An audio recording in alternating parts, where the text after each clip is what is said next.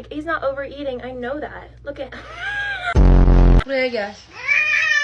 Ne? Mary.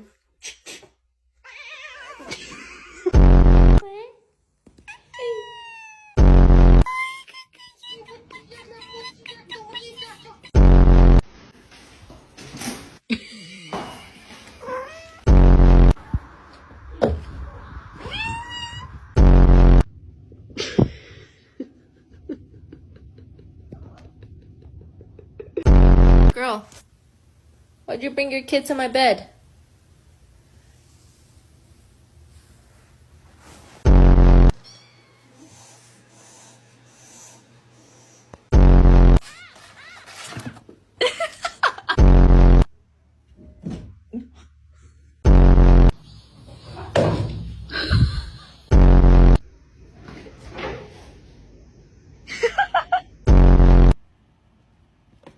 Oh, Louie!